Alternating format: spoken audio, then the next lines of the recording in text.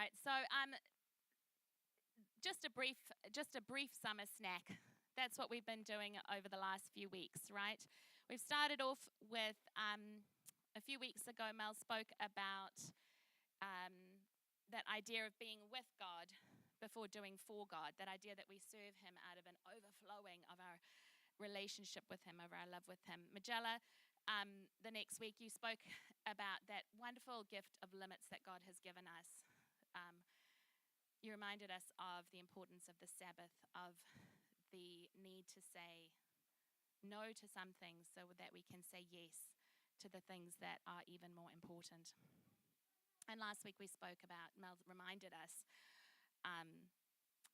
of how God has put us here not just to love Him, but to love one another as well. And I think we've been reminded of that today in full measure as well. I wanted to finish the series today by, and it's been interesting how all through the morning this message has, I think it's already been here, but it's about talking about how our incredible God, this God who created the universe, who flung the stars into space, is ever present and ever concerned and ever attentive to the tiny details of our own lives. He is fully present for all of us in all places, in all time, and He is right there with us. He is there with us when we go to school. He is there with us. He was here before any people arrived in Aotearoa. He is here with us always, and that is the key message, I guess. He is here in the ordinariness of our lives. If you're a bit of a doodler, you might have some paper on your table, and you might have got a slip on your way in with a little teeny block that invites you to do a little drawing or write a word on it, or find a piece of paper on your table, where you might want to just write a word or do a quick drawing of what it is for you to be at home. What is home for you? Do a quick little doodle for that. And while you do your doodle, can I read these verses to you from Deuteronomy 6, verses 4 to 10. Hear, O Israel, the Lord our God, the Lord is one. Love the Lord your God with all your heart, with all your soul, and with all your strength. These commandments that I give to you today are to be on your hearts. Impress them on your children. Talk about them when you sit at home, when you walk along the road, when you lie down, and when you get up. Tie them as symbols on your hands and bind them on your foreheads. Write them on the door frames of your houses and on your gates. Now, I think this verse is really helpful for us. It's God. It does a bunch of things, really. But it's God showing us where He expects that we can encounter His love, where we can communicate His overwhelming love. If we are overwhelmed and loving Him with all our heart, all our soul, all our strength, these are the places where we find it. So there are peak moments in our lives. There are these key experiences that many of us have had. Maybe some of us are waiting for them. Maybe some of us are hoping for these spectacular moments through the year. But we can't only be sustained by the spectacular, because our God is a God who walks with us in the everyday. He goes with us in our backpacks, our lunch boxes. He goes with us in our cars as we drive. And He is with us right there. I mean, how much more humdrum can it be? Just conversations with the people in our lives, the children. I don't think that's your own children that this verse is talking about. If we flick back a couple, Gav, to the bit, impress them on your children. That's not your own children.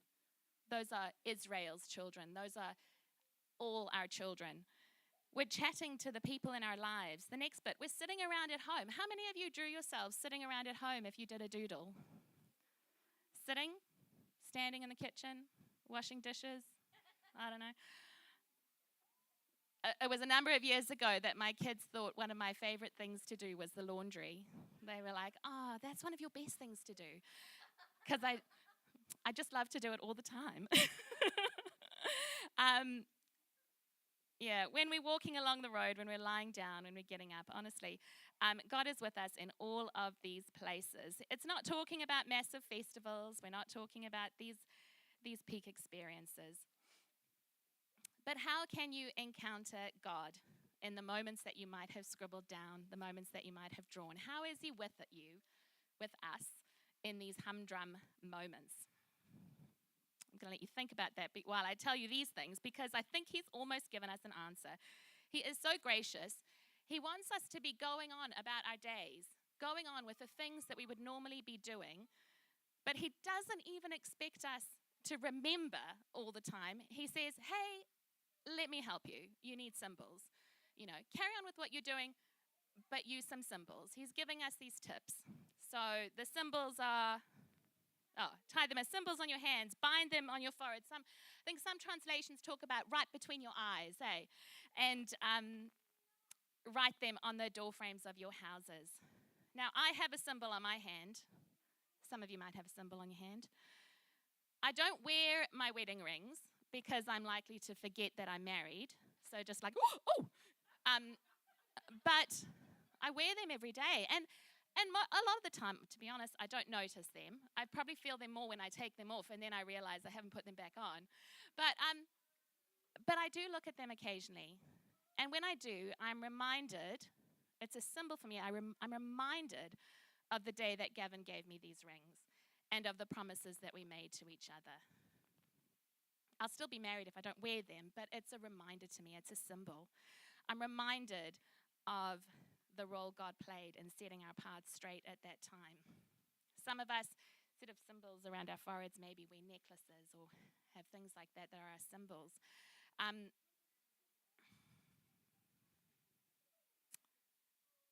If any of you have visited homes of Orthodox Jews, how many of you? Have you ever seen those things on the doorposts? Are they mezuzah? So growing up in South Africa, we had a bunch of Jewish friends. There's a bigger population there, but their door frames, they literally write these verses in a little thing on their door frames. There are archaeological digs that have found ancient stone door frames where actually all along the stone, this verse has been written. They're literally writing them on the door frames. A symbol, a place that you can, a touchstone, that as you're leaving your home, I can remember that I'm going to love God with all my heart, all my soul, all my strength, on my way in, on my way out. So we can have a whole bunch of peak experiences in our lives, and we can introduce a series of complex and maybe not complex, but spiritual disciplines that are time-consuming. I mean, I have so much respect for some of those silent retreatists who will go away and spend hours in silence just contemplating our Lord. And those things are all amazing. Don't get me wrong. I'm not saying that these spiritual disciplines have no place. But I'm saying that every single day, every moment of our lives, we can encounter God. I don't know if you guys have, do any of you have like the mum look thing going on in your houses? Maybe not. I'm seeing a few nods. There's one over there where my kids will go into a room and be like, I can't find it, it's not there. And I'll be like, yeah, did you lift something up? Yes. I love you kids, by the way, yes. But then I'll be like, did you look on your left-hand side? Did you like lift this thing? And there it is, And they're like, how do you know where everything is? And I think that sometimes our spiritual walk is a little bit like that, right? Oh, there are memes also, if you ever look this up, like people reaching for something that suddenly materializes. It's very funny. But our spiritual walk is sometimes like that. God is right there. It's right there. But sometimes we just need to like lift a thing and look underneath it to really encounter him, because it's too easy to miss him. It's too easy to miss him in our everyday. So our symbols can help us do that. But if I don't mean to presume that everyone misses him. I'm sure that a lot of you are much better at encountering him in your mum looks than I am on some days.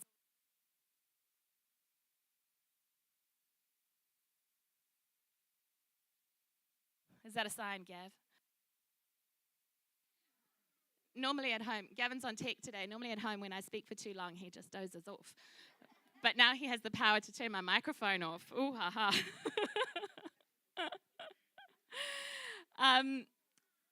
So God's asking us to do what we already do, remember him and his glory in all those moments, and to find him in these really conscious ways. So how can we shift our experiences? How can we reframe them? How can we look more closely to find God in these moments? How can we do the mum looks for God? So if you are looking at your doodle, do have a think about it. Here are some little ideas. We carry on with what we're doing. We might see a beautiful sunset. Instead of just looking at the sunset, be aware that God put that there for you, that God made those colors. We all need to eat. Use your meal as a chance to really focus on God's wonders in your life. Say your prayers, say your grace beforehand. Incorporate these practices into your life without adding more things to lives that are already possibly quite overwhelming. We can just reframe the way we're looking at our days and our activities. The beautiful thing about doing some of these things and then speaking them aloud is the way that they might overflow for the people around you, a real discipleship tool perhaps in your families. So I heard a beautiful story of a mum who had made it her habit, trying to incorporate these practices into her everyday life, to write encouraging little verses from the Bible on Post-it notes, and she left it on the bathroom mirror where her family would stand and brush their teeth. So it's this really simple, straightforward thing. Didn't take any extra time, but while they're brushing their teeth, they're remembering that they are fearfully and wonderfully made, that God loves them. And one week she was sick, stayed in bed, didn't get the notes up, and discovered by the time she finally dragged herself to the bathroom that her kids had noticed she hadn't put one up and had made notes for her and left her notes on the mirror. And it's just this beautiful kind of, I'm seeing Leslie smiling. It's this beautiful way that we can encourage these things in our whole family, and we do it for each other. We have this omnipresent God, a God who is fully present with each one of us at all times. He is not scattered between us, giving each of us little fragments of his attention the way we might do if we're multitasking.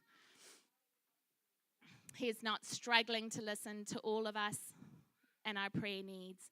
One of the great mysteries of our faith is, like the air we breathe, he is here for me. And just because I'm breathing it, especially outdoors, doesn't mean you get any less of it. He is here for all of us. So when I stumble distractedly through my days, I don't see him. It's just such a waste of the glory and goodness and love and fullness that he wants for me in my life.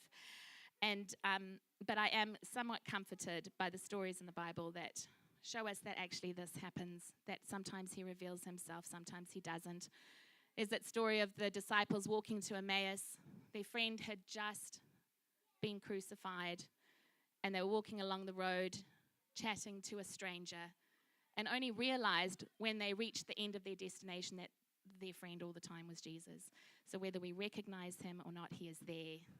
And let's just work harder to recognize him in the day-to-day.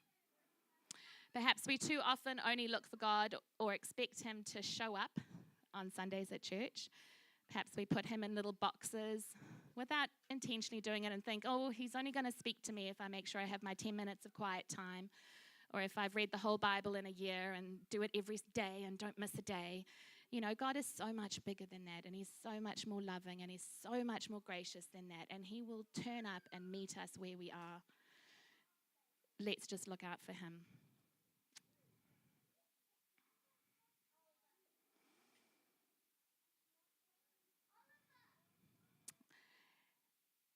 And preparing for this morning, I came across this lovely message by Alistair Begg, a Scottish guy who preaches to an American congregation. He was talking in this message about the book of Ruth, one he's convinced is a really beautiful example of God's interest in the ordinariness of our lives. Where are they going to live? What are they going to eat? Are they going to get married? Are they not? And he says this: have you seen God in the ordinariness of your life? Can I? Have we fallen into the trap of thinking that somehow or other God only operates in the spectacular and in the extraordinary? And so we're going through day after day after day looking for something spectacular, something extraordinary, and missing the fact that God is speaking in the ordinariness of everything. In the bowl of apples on the table, in a meal well prepared, in a bird feeder in the garden, in conversations with your friend in the backyard, the moon just coming out from behind a cloud. When Jesus died, this is not him anymore, now this is when Jesus died on that cross for us, the curtain that separated that holy place from the people was torn. Jesus is accessible to us. It is one of the most significant symbols, I think, of the access that his death provided for us to God, and it's just incredible. I wanted to finish with this poem. I know I've read it before. Oh. Yes, it is. Thank you. Thanks, Cheryl. Oh, I hope you all brought your magnifying glasses with you if you want to read it with me. This is one of those examples of looking hard to find God in the... no, it's not really. But I know I've read it before, but I think it really exemplifies what I'm trying to say. So it's The God of Washing by Joy Cowley. God of washing, God of unmade beds, God of dented saucepans and worn-out brooms, your presence in the most ordinary things often takes me by surprise. I listen to the morning news and think of your presence at a United Nations peace conference, at the launching of a space probe, or the development of a vaccine, or the discovery of a new planet. And then I look down and I see you winking in bubbles of detergent. God of washing, God of stains and missing buttons, wherever else you might be, you are right here with me. You are right here with me. Defrosting and cleaning the freezer, picking up bits of plastic toys from the living room floor. And each time you nudge my heart with the warmth of your presence, recognition leaps like a song. I know it, oh, I know it. God of washing, God of vacuum cleaner bags, God of sparrows, lilies, and mustard seeds. Your house, my house, is your tabernacle.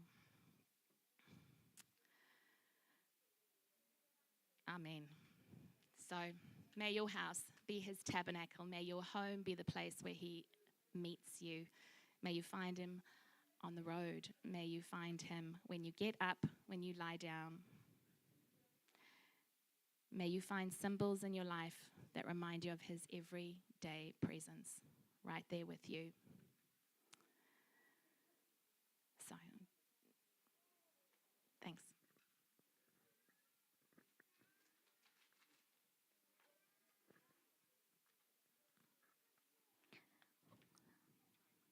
One more thing. I hadn't put this in my notes, so I forgot.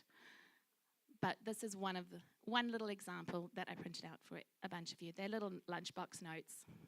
If you want to find little ways to incorporate God into your daily life, you might want to slip these in your sandwich bags. There are a bunch of printed ones outside. Do grab them. Just little verses. You can take them home, cut them up, pop them in lunchboxes.